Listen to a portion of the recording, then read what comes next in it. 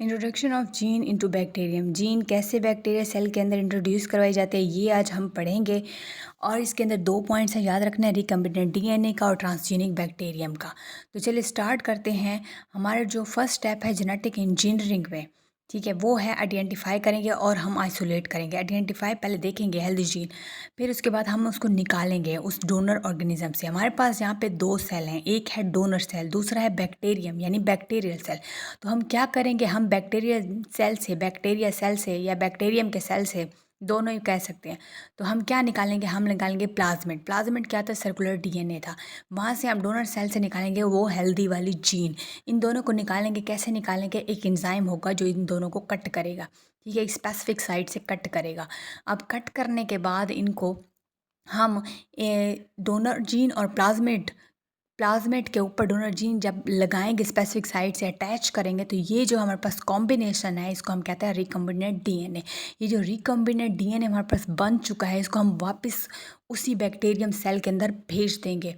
Bacterium cell अब बन चुका है जीएम बैक्टीरियम यानी ट्रांसजीनिक बैक्टीरियम बन चुका है। अब कुछ टाइम के बाद, कहते हैं कि 20 मिनट्स के बाद जो है ये डिज़ायर्ड प्रोटीन्स बनाना शुरू कर देता है, डिवाइडिंग करेगा और डिज़ायर्ड प्रोटीन्स बनाना शुरू कर देगा। ये है हमारे पास कुछ स्टेप्स। सेकंड पे मैंने बता दिया है कि कैसे जो है वो एक एंजाइम आके कट करता है उस प्लाज्मिड डीएनए को, और वही सेम एंजाइम कट करेगा हमारा डोनर सेल की जीन को।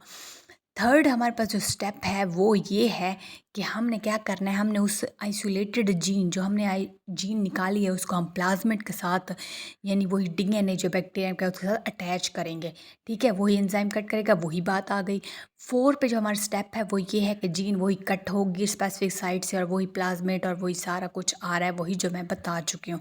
5th पे जो आपका मेन पॉइंट है, जो शॉर्ट क्वेश्चन में आ सकता है, रिकम्बिनेंट डीएनए क्या होता है। वैसे तो ये पूरा क्वेश्चन इंपॉर्टेंट है। ये रिकम्बिनेंट डीएनए क्या होता है, वही जो हमारे पास जीन है उसके साथ जो प्लाज्मिड अटैच है, तो इनको हम रिकम्बिनेंट डीएनए कहते हैं। इसी को वापस भेज दिया जाता है बैक्टीरिया सेल के अंदर, ठीक है, जहाँ से हमने प्लाज्मिड निकाला था, तो वहीं पे ही हम भेज देंगे। तो अब जीएम बैक्टीरियम क्या है, जो न्यू बैक्टीरिया सेल, जो पहले तो आम था लेकिन अब इसके पास हेल्दी जीन आ चुकी है प्लाज्मिड के ऊपर, तो इसको हम कहते हैं ट्रांसजीनिक ऑर्गेनिज्म यानी जीएम बैक्टीरियम इसको हम कहते हैं।